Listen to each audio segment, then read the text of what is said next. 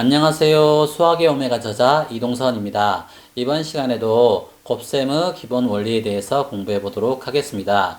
이번 시간에는 정수 곱셈의 기본 원리에 대한 두 번째 시간으로 풍선추 모델을 이용해 보도록 하겠습니다. 자, 여기에 위로 올라가려고 하는 풍선과 아래로 내려가려고 하는 추가 1대1로 엄청나게 많이 매달려 있는 긴 막대가 있고, 영상에는 그 막대의 가운데 부분이 보입니다. 여기서 막대는 위로도 아래로도 움직이지 않습니다. 그런데 이 상태에서 풍선을 하나 더 달게 되면 막대가 위로 올라가겠죠.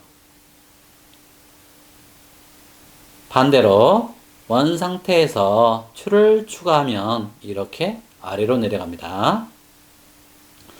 풍선 한 개는 플러스 1이라고 하고 추는 마이너스 1이라고 합시다. 추나 풍선을 추가하는 행위는 더한다라고 하고 플러스 기호를 사용합니다. 마찬가지로 제거하는 행위는 뺀다라고 하고 마이너스를 사용합니다. 숫자 앞에 사용된 부호 플러스와 마이너스는 수의 중요한 세 가지 요소 중 하나로서 연산자로 사용되는 더하기 빼기의 기호와는 다릅니다. 그리고 빼기 연산자는 수의 요소인 플러스 마이너스를 이용하여 더하기 연산자로 만들 수 있다는 것도 확인할 수 있습니다. 자, 이 내용들을 곱셈에 적용해 보겠습니다.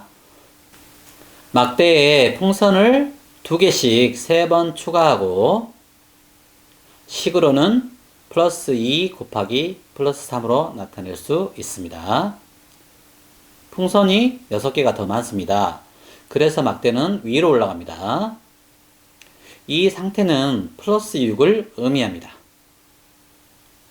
다시 처음 상태로 만들고 저울추를 2개씩 3번 추가하고 식으로는 마이너스 2 곱하기 플러스 3으로 쓸 수 있습니다.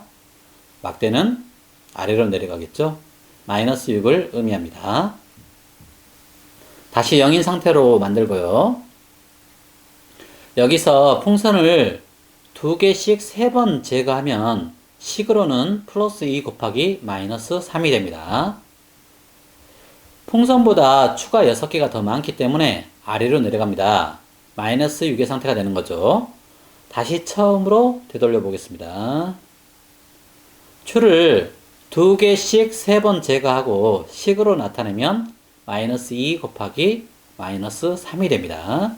추를 이렇게 제거하면 추보다 풍선이 6개가 더 달려있게 됩니다. 그래서 플러스 6이 됩니다. 자, 이번에는 0 곱하기 플러스 3의 과정을 보도록 하겠습니다. 0인 상태는 풍선과 추가 하나도 없거나 풍선과 추 개수가 같은 상태를 말합니다. 여기서는 0인 상태로 풍선과 추가 하나씩 있는 것을 이용하겠습니다. 그러므로 0 곱하기 플러스 3이라는 것은 0인 상태, 그러니까 풍선 하나와 추 하나를 각각 3번씩 더해주면 됩니다. 자, 보시는 것처럼 막대의 상태는 0입니다. 반대로 플러스 3 곱하기 0은 풍선 3개를 0번 매다는 것이고 0번 매단다는 것은 매달지 않겠다는 것입니다. 그래서 막대의 상태는 그대로 0이 됩니다. 지금까지 배운 내용을 이용하면 곱셈에 사용되는 두 수, 즉 두 인수의 위치를 바꿔도 같은 결과를 얻게 되고 이것을 곱셈에서 교환법칙이 성립한다라고 합니다. 하지만 나중에 수의 범위가 3차원 이상이 되면 곱셈에서의 교환법칙은 더 이상 성립하지 않는다는 것도 알고 계시면 좋겠습니다. 일단 지금 배우는 실수 범위에서는 곱셈에서 교환법칙이 성립합니다. 이해가 되시죠? 이해가 안 되시는 분들은 영상을 거꾸로 돌려서 다시 한번 시청하면서 생각해 보시기 바랍니다. 지금부터는 일반적으로 사용되는 곱셈에 대한 설명 방법을 보겠습니다.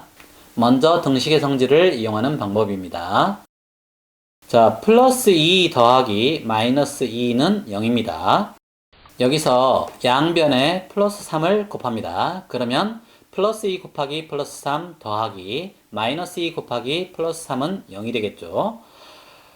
여기서 플러스 2 곱하기 플러스 3은 2 곱하기 3과 같기 때문에 플러스 6이 됩니다.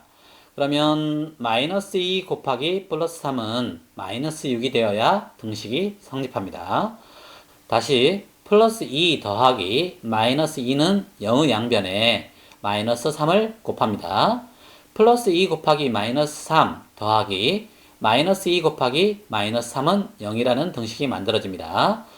자, 플러스 2 곱하기 마이너스 3은 앞에서 봤던 등식을 이용하면 마이너스 6이 됩니다. 그렇다면 마이너스 2 곱하기 마이너스 3은 플러스 6이 되어야 합니다. 자, 여기서 뭔가 이상한 점이 보이지 않나요? 등식의 성질은 더하기, 빼기, 곱셈, 나눗셈의 원리를 이해한 후에 나오는 성질입니다.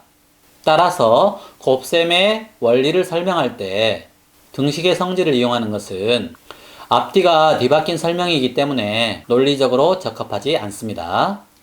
이번에는 규칙을 이용해서 설명하는 방법입니다. 플러스 2 곱하기 플러스 2는 플러스 4, 플러스 2 곱하기 플러스 1은 플러스 2, 플러스 2 곱하기 0은 0, 플러스 2 곱하기 마이너스 1은 마이너스 2, 플러스 2 곱하기 마이너스 2는 마이너스 4가 됩니다. 이런 식으로 곱한 수의 크기가 점점 작아지는 방법을 이용하는 것입니다. 반대로 마이너스 2 곱하기 플러스 2는 마이너스 4, 마이너스 2 곱하기 플러스 1은 마이너스 2, 마이너스 2 곱하기 0은 0, 그러므로 마이너스 2 곱하기 마이너스 1은 플러스 2, 마이너스 2 곱하기 마이너스 2는 플러스 4가 됩니다. 이처럼 규칙으로 설명하는 방법도 괜찮아 보이지만 0과 음수가 관련된 수식에서 규칙을 사용할 때는 주의를 해야 합니다. 예를 들면 0의 영제곱과 같은 경우에 규칙을 사용하게 되면 0의 영제곱을 정의할 수 없게 됩니다. 하지만 0의 영제곱은 1입니다. 0의 영제곱의 영상은 아래 설명란에 링크를 클릭하셔서 시청하시면 되겠습니다. 또한 나중에 배우겠지만 루트 마이너스 1과 같은 2차원의 수에서는 1차원적인 규칙을 적용하면 안 됩니다. 자, 마지막으로 질문 하나 해보겠습니다.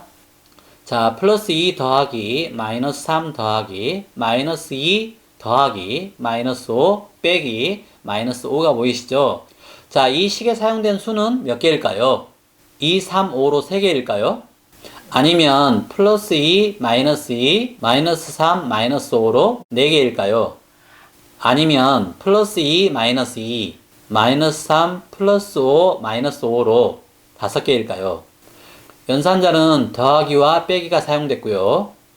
부호로는 플러스와 마이너스가 사용되고 있습니다.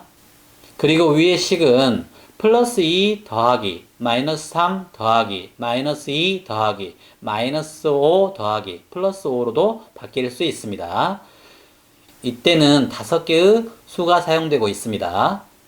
이처럼 수의 범위가 정수로 커지면 부호도 수의 한 부분이 됩니다. 오늘은 여기까지입니다. 좋아요와 구독 눌러주시고요. 알림 설정까지 해두시면 다음 강의가 올라오자마자 시청하실 수 있습니다. 고생하셨습니다. 감사합니다.